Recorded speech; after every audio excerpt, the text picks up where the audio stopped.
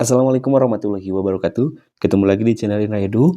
Nah, dalam kesempatan kali ini kita akan merangkum materi mata pelajaran pendidikan Pancasila kelas 8 SMP bab 1 Pancasila dalam kehidupan bangsaku. Seperti biasa, sebelum kita melanjutkan kepada pembahasan, mari subscribe terlebih dahulu, like, komen, dan boleh share kepada teman-temannya supaya kita semua bisa mendapat manfaat yang lebih banyak lagi.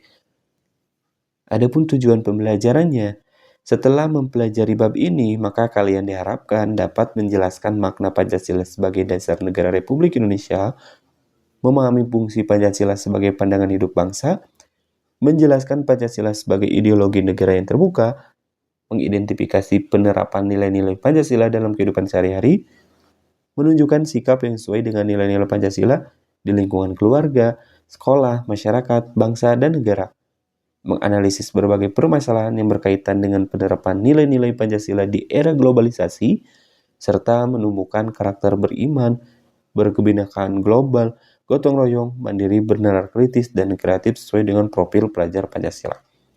Mari kita simak pembahasannya satu persatu. Pembahasan yang A, Pancasila sebagai dasar negara dalam kehidupanku. Nah, pengertian dasar negara. Dasar negara merupakan landasan utama dalam penyelenggaraan kehidupan berbangsa dan juga bernegara. Pancasila menjadi dasar bagi seluruh peraturan perundang-undangan serta menjadi pedoman dalam penyelenggaraan pemerintahan Indonesia. Pancasila juga ditetapkan sebagai dasar negara pada tanggal 18 Agustus 1945 oleh PPKI setelah disahkannya Undang-Undang Dasar Negara Republik Indonesia tahun 1945. Fungsi Pancasila sebagai dasar negara yaitu yang pertama, sumber dari segala sumber hukum. Yang kedua, pedoman dalam penyelenggaraan pemerintah. Yang ketiga, landasan dalam pembuatan peraturan perundang-undangan. Yang keempat, dasar dalam pengambilan kebijakan negara. Yang kelima, pedoman penyelenggaraan kehidupan berbangsa dan juga bernegara. Makna setiap sila sebagai dasar negara. Sila yang pertama, ketuhanan yang Maha Esa, maknanya yaitu mengakui keberadaan Tuhan yang Maha Esa, menghormati kebebasan beragama, menjalankan ibadah sesuai dengan agama masing-masing, serta menjunjung tinggi toleransi. Contoh penerapannya, berdoa sebelum belajar, menghormati teman yang berbeda agama, tidak memaksakan keyakinan kepada orang lain.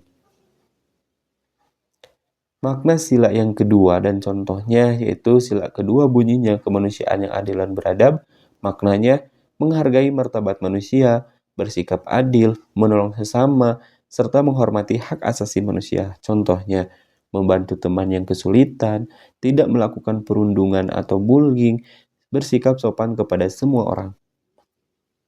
Sila yang ketiga, persatuan Indonesia, maknanya menjaga persatuan bangsa, cinta tanah air, serta mengutamakan kepentingan bangsa. Contohnya, mengikuti upacara bendera, menjaga kerukunan, serta menghargai keberagaman suku dan budaya. Sila yang keempat, kerakyatan yang dipimpin oleh hikmat kebijaksanaan dalam permusyawaratan perwakilan, maknanya mengutamakan musyawarah, menghargai pendapat orang lain, bertanggung jawab terhadap keputusan bersama. Contohnya, musyawarah memiliki ketua kelas, berdiskusi dengan santun, serta melaksanakan hasil musyawarah. Sila yang kelima, keadilan sosial bagi seluruh rakyat Indonesia, maknanya adalah bersikap adil kepada semua orang, menghormati hak dan kewajiban, serta peduli terhadap sesama. Contohnya, membagi tugas secara adil, tidak pilih kasih, serta menjaga fasilitas umum. Nah, manfaat Pancasila sebagai dasar negara diantaranya menjaga persatuan bangsa, menjadi pedoman penyelenggaraan negara, menjamin keadilan sosial, menjadi dasar hukum nasional, serta menumbuhkan kehidupan yang damai. Pembahasan yang kedua, yaitu Pancasila sebagai pandangan hidup bangsa dalam kehidupanku. Pengertian pandangan hidup. Pandangan hidup adalah pedoman atau arah dalam menjalani kehidupan. Bagi bangsa Indonesia, Pancasila menjadi pedoman dalam bersikap, bertindak, dan mengambil keputusan. Fungsi Pancasila sebagai pandangan hidup yaitu menjadi pedoman bertingkah laku, menjadi sumber nilai kehidupan, menumbuhkan persatuan, membentuk karakter bangsa, serta menjadi arah pembangunan nasional.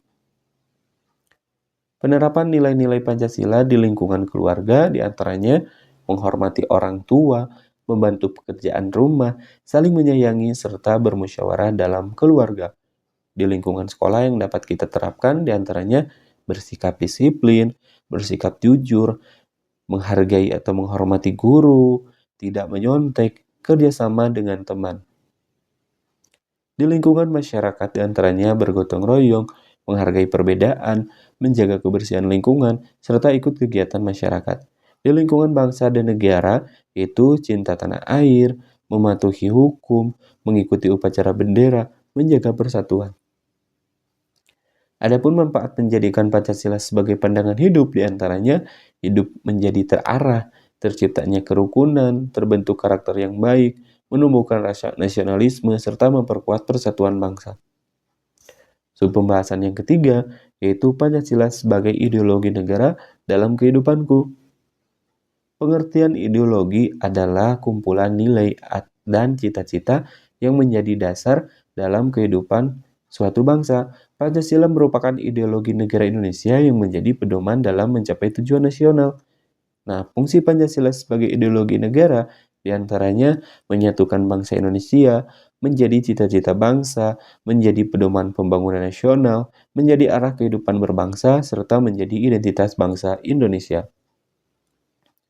Pancasila sebagai ideologi terbuka, Pancasila disebut ideologi terbuka karena mampu menyesuaikan perkembangan zaman tanpa mengubah nilai-nilai dasarnya. Adapun ciri-ciri dari ideologi terbuka diantaranya bersumber dari nilai budaya bangsa, fleksibel terhadap perkembangan zaman, tidak bertentangan dengan Undang-Undang Dasar 1945, serta dapat dikembangkan sesuai dengan kebutuhan masyarakat. Tantangan penerapan Pancasila diantaranya yaitu globalisasi, pengaruh budaya asing, penyebaran hoax, radikalisme, intoleransi, individualisme, serta penyalahgunaan media sosial. Adapun upaya mempertahankan Pancasila diantaranya dengan mengamalkan nilai-nilai Pancasila, menumbuhkan rasa cinta tanah air, menghargai keberagaman, bijak dalam menggunakan media sosial, serta mematuhi hukum dan menjaga persatuan dan kesatuan. Sekian dan terima kasih, semoga bermanfaat. Kami akhiri. Assalamualaikum warahmatullahi wabarakatuh.